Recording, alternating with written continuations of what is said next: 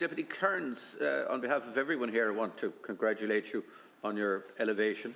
I don't know, is it in order to describe it this morning as the new leader of the Social Democrats? So your first leader's questions in that capacity. Over to you. Thank you very much, Ciarán Comhairle. Taoiseach, I'm a member of the first ever generation who will be worse off than our parents. This didn't happen by accident. Political choices made by successive governments have resulted in the aspirations and dreams of an entire generation being either diminished or destroyed. Nowhere is the political betrayal of young people more evident than in the housing disaster. Skyrocketing rents and exorbitant house prices have resulted in the collapse of home ownership rates. We are now at the bottom third of EU countries when it comes to home ownership. You told a recent meeting of your parliamentary party you were alarmed to see that figure. But Taoiseach, were you surprised? Because all of this happened on Fine Gael's watch. The share of 25 to 34-year-olds who own their own home more than halved between 2004 and 2019, plummeting from 60% to just 27%. People can no longer afford to buy a home because they are spending all of their money on rent. Between 2012 and early last year, rents increased by a staggering 95%, while prices in the economy increased by just 11%. And rents are still increasing. There appears to be no upper limit.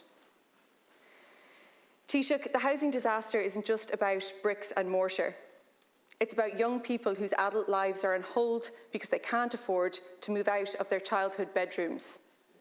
It's about couples postponing having a family because they can't find affordable housing. It's about the stress and anxiety that causes once happy relationships to break down. It's about a lack of hope. It's about despair. It's about fear for the future. That your life will be permanently on hold. That you could be served an eviction notice at any moment. That you will never be able to afford to do what your own parents did on just one income, own a modest home. We know the housing disaster is a social catastrophe, and it is now threatening our economy too. Today, Chambers Ireland have warned the housing disaster is the biggest threat facing small and medium businesses. They say that multinationals are considering buying up entire housing estates. Taoiseach, an economy cannot function where workers cannot afford to buy or rent a home, and neither can a society. Fine Gael has been in government for almost my entire adult life. Your party first promised to address what was a housing crisis in 2014. 9 years later, it's an unprecedented housing disaster.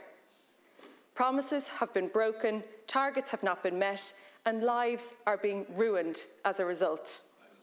So Taoiseach, can you please tell me, when will people on average incomes be able to afford to buy or rent a home, and how much longer do we have to wait for the government's plan to work? Taoiseach. Thanks, Deputy. Just at the outset, I want to take this opportunity to congratulate you on your election as leader of the Social Democrats. As one leader to another, it is an enormous honour to be chosen by your party to lead them. It is a tough job, and much of the work goes unrecognised, whether it's fundraising, dealing with party accounts, disputes between public reps, internal rows, staff matters. It is all before you, and it is a very tough job, and a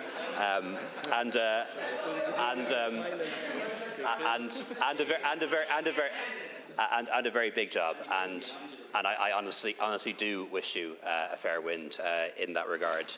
I also want to take the opportunity to recognise the outgoing leaders, or the former leaders rather, Deputy Shortall and Deputies Murphy.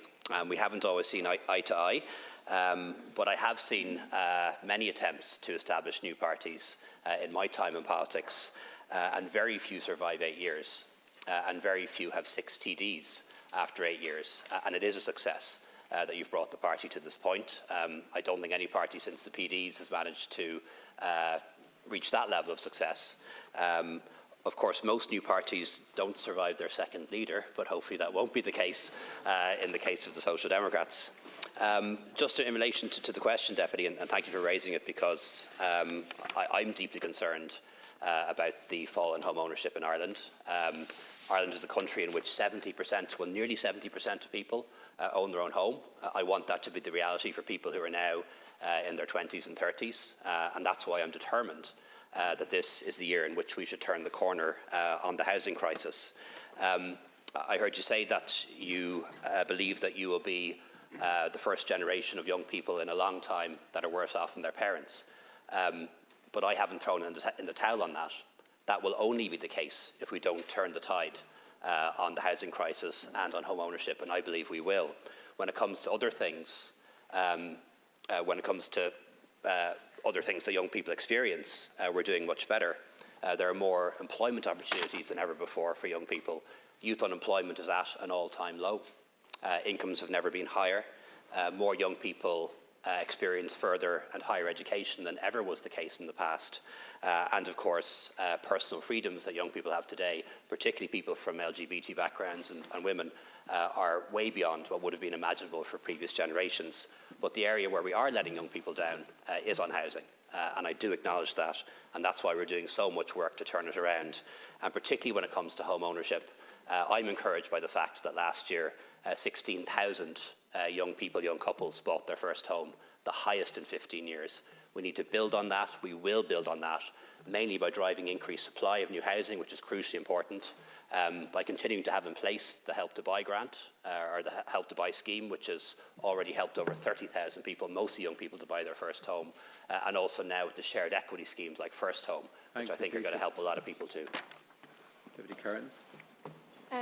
First of all, just to thank you for your warm wishes. I appreciate that. You reeled off a number of statistics there and things in relation to employment and education, which are key. But without somewhere to live, it's difficult to get through any kind of employment or education. And the most important statistics to people out there are that rents have never been higher, house prices have never been higher, and homelessness has never been higher. And you say you're doing everything to try and turn that around. But Taoiseach, in a recent report, the Economic and Social Council said the fastest way to increase the supply of housing is bringing in a vacant and derelict properties tax. And the Social Democrats have suggested a punitive 10% tax on vacant homes. And inexplicably, the government has waited until this year to introduce a tax on vacant homes, and then it set it at a derisory 0.3% of the value of a home. So if you're doing everything to turn it around now, will you increase the rate so that it actually acts as a deterrent? Also in Denmark, if a property owner moves out of their home, they have to approach their local authority within 6 weeks, so it can be rented out, or else they have to try and sell it. That recommendation was made in 2020. Why haven't you acted on that either? Thanks, Deputy. We do have a derelict sites levy, and that applies to derelict houses, and that's been in place for a very long time. No, this is a different one. It's been in place even when I was back on the County Council, so that's been around for 20 or 30 years, and that's a levy on derelict properties and derelict sites, and it increases every year. Councils are a bit slow putting properties on it, quite frankly, but it does exist, and we are bringing in a vacant property tax as well, initially at that rate, but I have an open mind on whether we increase that rate into the future as well. But as you know, and you'll know from the same report that you quoted earlier, that levels of dereliction in Ireland and vacancy are actually falling, and the levels of vacancy in areas where housing need is its greatest, like Dublin, Cork and so on, are actually quite low. And when you look at the exact same report, you'll see that when houses are vacant, they're often vacant for a reason, because they're for sale, to let, under renovation, or the person who lived there has just died. And that's all in the same report that you quote, and it's worth pointing that out. Another thing that we're doing, which is really important, is providing grants now to people, young people and older people, to do up old buildings and make them into homes, and that is going really well, and I'm really encouraged with what can be achieved around that. Thank you, Taoiseach. And as well as that, we're going to provide a fund to local authorities so that they can CPO vacant properties and derelict properties and bring them into use, and I think that can help too. Thank you. The Leader of AN2, Deputy Padder.